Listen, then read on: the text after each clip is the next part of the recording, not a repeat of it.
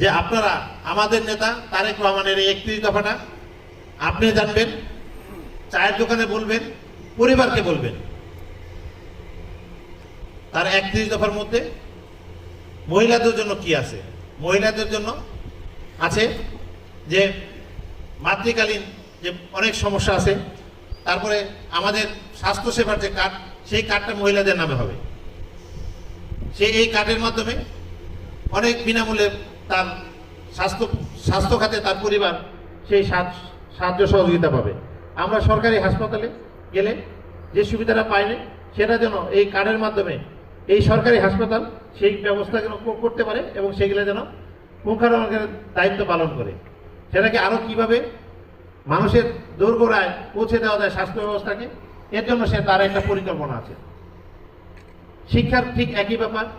শিক্ষাতে আমরা অবকাঠামো করি, কিন্তু শিক্ষাতে দেখা গেছে স্কুল আছে, ছাত্র আছে, কিন্তু শিক্ষক নাই। একটা ভালো শিক্ষক যদি না থাকে, সে ভালো শিক্ষক যদি তার ছাত্রকে শিক্ষা না দেয়, তাহলে একটা ভালো ছাত্র কোনোদিন ভালো শিক্ষক হতে পারবে না।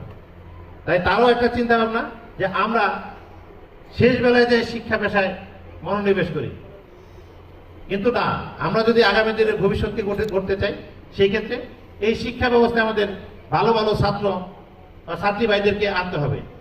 আনলে তারা তাদের যে মর্যাদা আছে, সেটা মর্যাদার ভিত্তিতে যেন তার একটা চাহিদা থাকে যে আমি শিক্ষা পেশায় যাব। আপনি একজন ভালো লোক দিয়ে যদি, ভালো টিচারদের যদি আপনার সন্তানকে না পড়ান, তাহলে সে কি শিক্ষা দিবে? এখানেও কিন্তু আমাদের শিক্ষা ব্যবস্থা কিন্তু আজকে এর জন্য বিভিন্ন জায়গায় একদম ধ্বংসের দ্বার প্রান্তে।